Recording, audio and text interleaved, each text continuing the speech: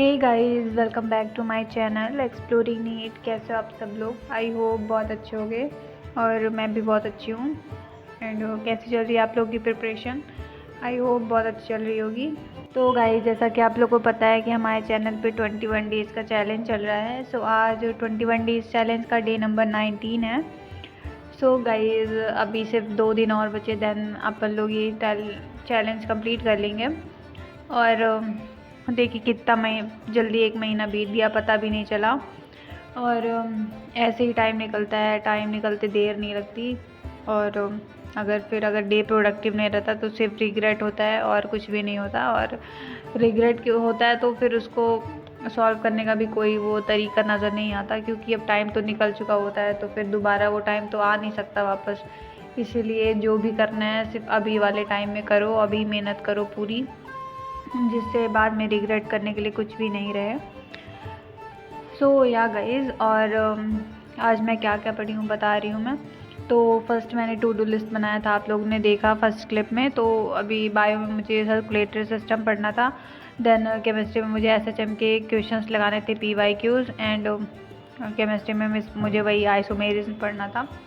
तो अभी मैं पढ़ रही हूँ सर्कुलेटरी सिस्टम पढ़ रही हूँ। और ये जो मेरी नोट्स है, ये मेरी एलन की नोट्स है।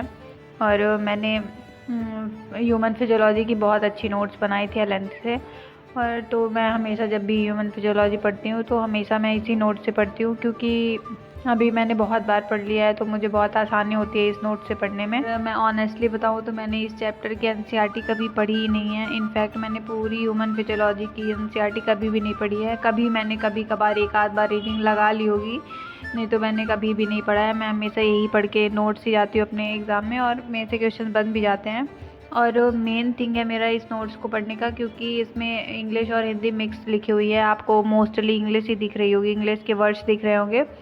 तो ह्यूमन फिजियोलॉजी में आप इंग्लिश से पढ़ो तो ज़्यादा कंफर्टेबल रहता है। हिंदी बहुत टफ पड़ जाती है मुझे तो, खासकर मुझे हिंदी उतनी समझ नहीं आती ह्यूमन फिजियोलॉजी में, मेन मैं बात कर रही हूँ, जितनी मुझे इंग्लिश समझ आती है। और ये नोट्स में जो सर ने बनवाया था एलन में, तो उन्होंने इंग्लिश ज़्यादा यूज़ किया था, इंग्लिश के वर्ड्स, और हिंदी कम यूज़ किया था। तो इसीलिए नोट्स काफ़ी अच्छी है और मैं हमेशा इसी को पढ़ के जाती हूँ।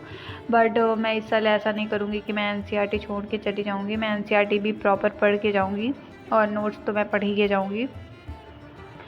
सो या गाइस, बायो का। और अभी मैं पढ़ रही हूँ फिजिक्स। और फिजिक्स में मैंने जैसा बताया कि मैं एसएचएम की क्वेश्चंस लगाऊंगी, पीवाईक्यूज। तो ये मेरे पास 17 ईयर की जो बुकलेट नहीं आती है कि उसमें 35 या फिर 17 ईयर्स के पेपर रहते हैं पीवाईक्यूज, वही वाली मेरे पास बुक है। तो मैं हमेशा पीवाईक्यूज इसी से सॉल्व करना प्रेफर करती हूँ, क्योंकि सही है ना, पूरा सीक्वेंस में मिल जाता है, सन के मतलब ईयर्स के हिसाब से पूरा अच्छे से इसमें दिया हुआ है। हालांकि मेरे पास मॉड्यूल भी है एलन की, और मेरे पास यूएसएस भी है फिजिक्स के लिए। बट मैं मॉड्यूल भी लगाती हूँ एलन की, बट मैं यूएसएस इतना लगाना प्रेफर नहीं करती हूँ, क्योंकि यूएसएस में बहुत सारे क्वेश्चंस दिए हुए हैं अननेसेसरी के, तो उतना हमें लगाने की ज़रूरत भी नहीं रहती है। आप पीवाईक्यू सॉल्व कर लो और एडिशनल क्वेश्चन लगा लो चैप्टर के हिसाब से। इसमें जो चैप्टर ज़्यादा इंपॉर्टेंट हुआ उसके ज़्यादा क्वेश्चंस लगा लो, जो कम इंपॉर्टेंट हुआ उसके कम क्वेश्चंस लगा लो। तो इतने में तो बन जाता है। तो अभी मैं वही सॉल्व कर रही हूँ एसएचएम के क्वेश्चंस। और ये जो मैंने नोट्स बनाई है ये मेरी पीडब्ल्यू की नोट्स है, इसीलिए आपको इंग्लिश में दिख रहा होगा, क्योंकि पीडब्ल्यू का मैं इंग्लिश में ही पढ़ती हूँ। और मुझे इतनी प्रॉब्लम अब तो नहीं होती है इंग्लिश में। शुरू में मुझे काफ़ी प्रॉब्लम होती थी कि इंग्लिश और हिंदी में मैं बहुत बीच में रहती थी कि हिंदी से पढूँ कि इंग्लिश से पढूँ। लेकिन अब हिंदी से तो उतना अच्छा कंटेंट है नहीं यूट्यूब में, तो इसलिए इंग्लिश ही प्रेफर करना ज़्यादा सही है। तो इसलिए मैं अब इंग्लिश से ही लेक्चर देख लेती हूँ और अब समझ में भी आ जाता है। और क्वेश्चन में इतनी टफ इंग्लिश लिखी भी नहीं रहती है, आसानी से सब समझ सकते हैं। तो मैं वही पीडब्ल्यू के ही लेक्चर देखती हूँ। मैंने आपको पहले भी बहुत बार बताया अपने वीडियोस में कि मैं अलग सर के देखती हूँ। यकीन 2021 का फास्ट ट्रैक कोर्स है, तो मैं उसी से अपने पूरे डिटेल लेक्चर अटेंड करती हूँ। और जो चैप्टर मुझे थोड़ी सही से आते हैं उसको मैं वन शॉट भी लगा लेती हूँ, और वन शॉट भी मैं उम्मीद से लगाती हूँ।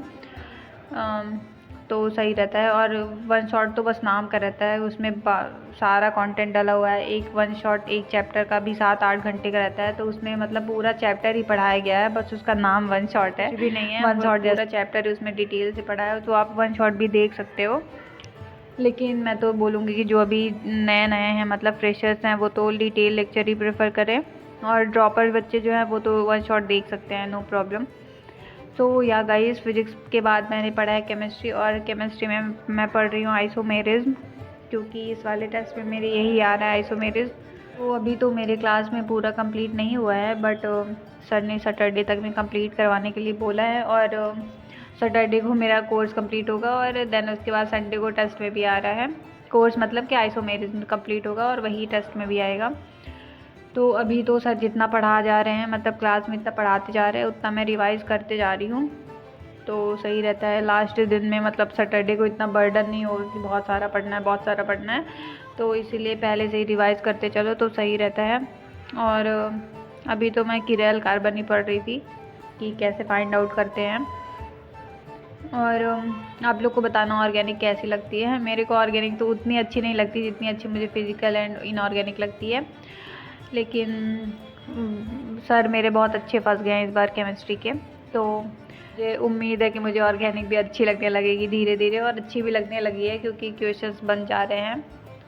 सो या गाइस, यही था आज का व्लॉग। बताना कैसा लगा आप लोग को, और अगर अच्छा लगे तो प्लीज़ सब्सक्राइब कर देना, क्योंकि अभी सब्सक्राइबर तो बिल्कुल कांस्टेंट हो गए हैं, बढ़ ही नहीं रहे हैं, तो प्लीज़ सब्सक्राइब कर देना। Then bye.